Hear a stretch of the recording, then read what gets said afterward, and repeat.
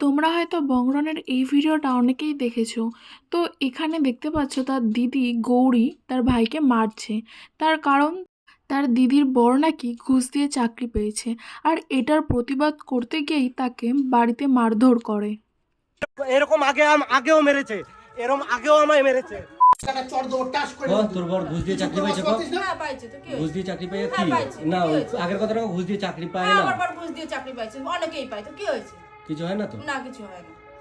তো এনার বর ঘুষ দিয়ে চাকরি পেয়েছে, আর এটা কন্টিনিউ কেসও চলছে। এরপরে এনার বরের ফটোটা আমি অ্যাড করছি। এটা হচ্ছে এনার বর। পিএফ আছে। তো আপনারা দেখতে পেলেন, শুধুমাত্র এই প্রতিবাদটা করার জন্য তার বাড়ির লোক তাকে এভাবে মারধর করে। এমনকি তার দিদি গৌরী বটি নিয়ে তাকে কোপাতেও আসে, আর খুব খারাপভাবে আহত করে। পুরো মুখে, নাকে, চোখে খুব বাজেভাবে মারে তাকে।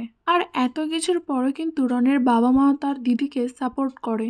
আমাদের দেশে অনেকেই চাকরি পায় না যারা মেধাবী স্টুডেন্ট হয়, আর এখানে তারা টাকা দিয়ে চাকরি পেয়েছে, সেটার প্রতিবাদ করতে গিয়েই ঠিক এত বড় একটা ঘটনা ঘটে গেল। মারার পরে তাকে বাড়ি থেকে বারও করে দেয়। আর তার দিদিকে বাঁচাতে গিয়ে তার রনের বাবা মা রনের ওপরেই দোষগুলো দিচ্ছে যে সে নাকি তার দিদিকে বটি দিয়ে কোপাতে গিয়েছিল।